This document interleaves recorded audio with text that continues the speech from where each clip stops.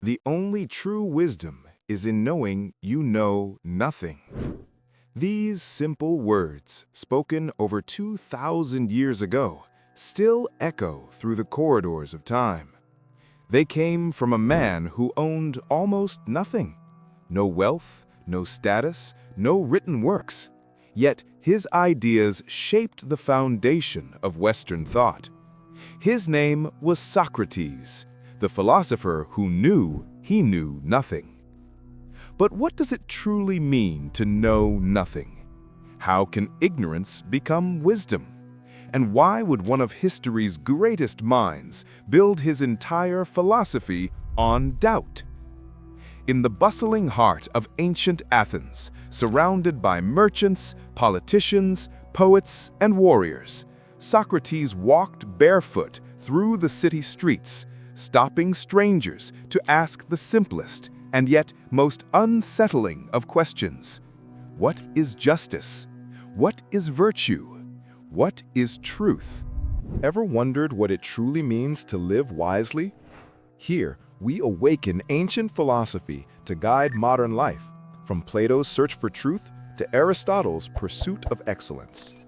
In this channel, we discover and reveal timeless wisdom for clarity, strength, and self-mastery, helping you rise above distraction and live with purpose. This isn't just learning, it's awakening the wisdom within you. Subscribe for weekly insights, like the video to support science-based history, and drop a comment. Your questions help guide what we explore next. Most believed they knew the answers, until Socrates started asking questions. He was not a teacher in the traditional sense. He had no classroom, no books, and no fees. Yet his classroom was the city itself, and his lessons were carved not into stone or parchment, but into the minds of those he questioned. Through conversation, he dismantled arrogance, exposed ignorance, and helped others give birth to ideas they didn't know they carried.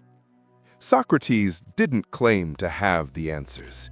Instead, he sought something far more powerful, the awareness of how little we truly understand. And from that awareness, the pursuit of wisdom begins. This is the story of Socrates, the man who challenged gods, defied convention, and redefined what it means to think. Socrates was born in Athens around 469 BC, a time when the city was alive with art, politics, and the birth of ideas that would shape civilization. His father, Sophroniskis, was a sculptor, and his mother, Thanarete, was a midwife.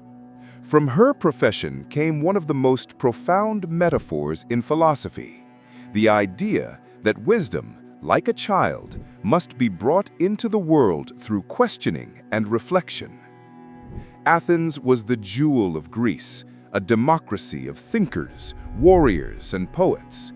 Yet beneath its brilliance, it was also a place of vanity, ambition, and power. In that world, Socrates stood apart. He lived humbly, wearing the same coarse cloak in summer and winter.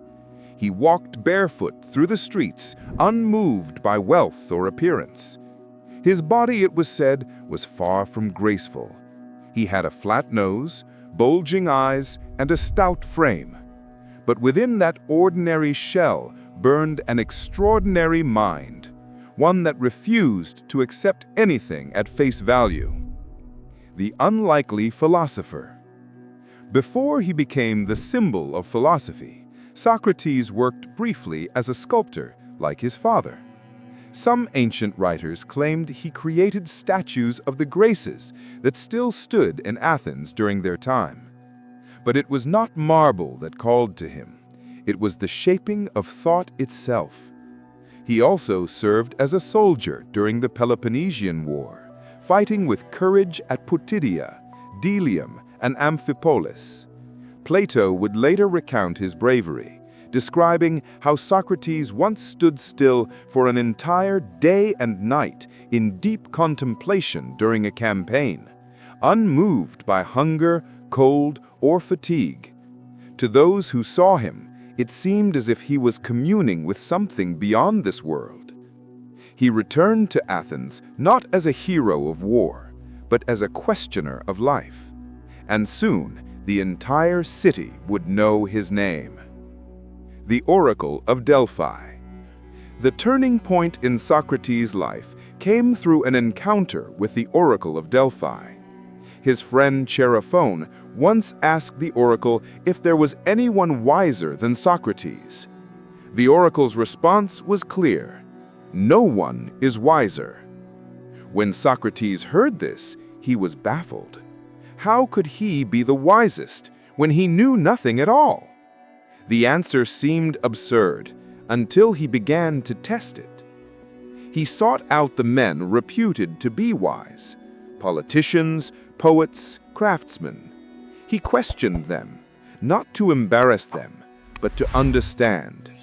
Yet time after time, he discovered the same pattern. Each man believed he possessed great knowledge, but when pressed with questions, their certainty unraveled. They spoke confidently of justice, yet could not define it. They claimed to understand virtue, yet contradicted themselves. Socrates realized that while they believed they knew, they did not. He, on the other hand, knew only that he did not know, and that, he understood, was true wisdom. Thus was born the phrase that would echo through time: "I know that I know nothing." The Socratic method. Socrates' mission became clear: to awaken others to their own ignorance, and through that, to the pursuit of truth. His tool for doing so was conversation, what we now call the Socratic method. He would engage people, young and old, rich and poor, in dialogue. He would begin with a simple question: what is courage? What is beauty? What is justice? The answers would come easily at first, confident and self-assured. Then, through a series of probing questions, Socrates would gently reveal contradictions, forcing his partners to confront the gaps in their thinking. This process was not meant to humiliate, but to heal.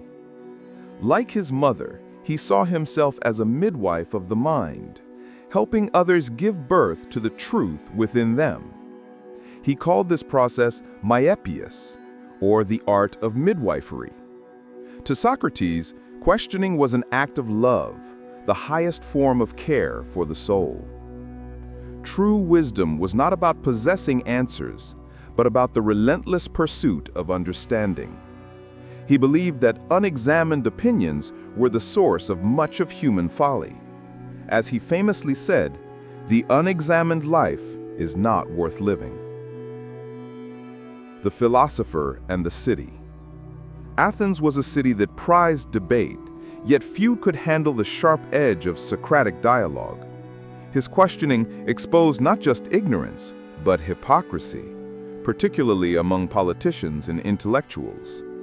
Many began to see him as a nuisance, a gadfly stinging the great horse of the city to keep it awake. And indeed, that was how Socrates saw himself. "I am that gadfly," he said, "sent by the gods to stir you into life." He refused to take money for his teaching, setting him apart from the sophists, professional teachers who charged for their instruction. The sophists taught the art of persuasion, of winning arguments, regardless of truth. Socrates sought the opposite, not victory, but understanding. He was not interested in convincing others, he wanted to awaken them.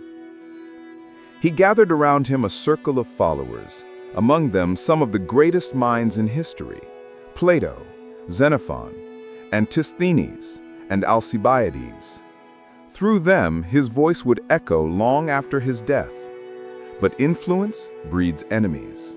His relentless questioning of authority, religion, and morality made powerful men uneasy, and in the end, it would lead him to his trial. the trial of Socrates. In 399 BC, Socrates was accused by three men, Meletus, Anytus, and Lycon, of corrupting the youth and impiety, or not believing in the gods of the state. The charges were as political as they were religious. Athens, weakened by war and internal strife, had grown intolerant of dissent. Socrates, with his probing questions and refusal to conform, became a convenient scapegoat. His trial, as recorded by Plato in the Apology, was not a plea for mercy, but a declaration of integrity. Socrates stood before the court of 500 citizens and spoke calmly, without fear. He admitted that he had spent his life questioning others, but argued that he did so out of a divine mission, a calling from a voice within him, his daimonion, a spiritual sign that guided his actions. He said, "I am wiser than this man, for neither of us probably knows anything, but he thinks he knows, while I know I do not." He could have begged for forgiveness. He could have promised to stop questioning, but that would have betrayed everything he stood for. "Men of Athens, I shall obey the god rather than you." He was found guilty and sentenced to death by drinking hemlock, a deadly poison. Yet even in that moment, he remained serene. Plato wrote that Socrates spent his last hours discussing the immortality of the soul, turning even his death into a lesson in philosophy. The death of Socrates. In Plato's Phaedo, the scene of Socrates' death is both tragic and transcendent. Surrounded by his friends, he took the cup of poison calmly. His companions wept, but Socrates rebuked them gently. "Be calm and bear up." He walked until his legs grew heavy, then lay down. As the poison reached his heart, he spoke his last words. "Crito, we owe a cock to Asclepius. Pay the debt and do not neglect it." To many, these words were mysterious, but to those who understood him, they were a final act of meaning. Asclepius was the god of healing, and the offering of a cock was a token of gratitude for recovery. By uttering those words, Socrates was saying that death was not a curse, but a cure, a liberation of the soul from the body. He died peacefully, fearless, and true to his belief that no harm can come to a good man, either in life or after death. The legacy of a man who wrote nothing. Socrates left behind no books, no manifestos, and no school. Everything we know of him comes from his students and contemporaries: Plato, Xenophon, Aristophanes, Aristotle, and later biographers. Yet the absence of written works only magnified his mystery. Plato turned his teacher's conversations into dialogues that became the foundation of Western philosophy.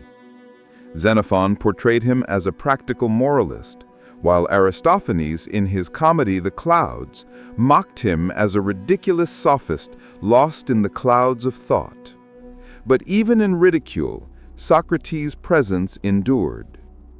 Through these differing portrayals, one truth remains constant. Socrates changed the way humanity thinks.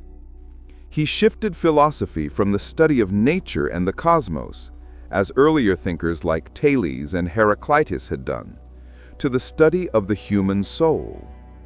For Socrates, the key to understanding the world began with understanding oneself. The moral core of his thought. At the heart of Socratic philosophy lies a radical idea that virtue is knowledge. To know the good is to do the good. Evil, therefore, is not born of malice, but of ignorance. If a man truly understood what was right, he could not willingly do wrong. This belief tied morality to reason, suggesting that education and self-examination were the paths to ethical living. It also introduced the concept of universal truth, the idea that justice, beauty, and goodness are not subjective, but can be sought through reason. Socrates also rejected materialism. He taught that the soul's well-being was far more important than wealth or reputation. It is not living that matters, but living rightly, he said. He urged people to question themselves, to examine their motives, to search for truth not in temples or books, but within their own minds. To live without this examination, he said, was to live without meaning. The man who changed philosophy forever. Socrates' influence cannot be overstated. His ideas gave birth to entire schools of thought. His student, Plato, founded the Academy, the first true institution of higher learning in the Western world. Plato's student, Aristotle, would go on to shape logic, science, and ethics for millennia.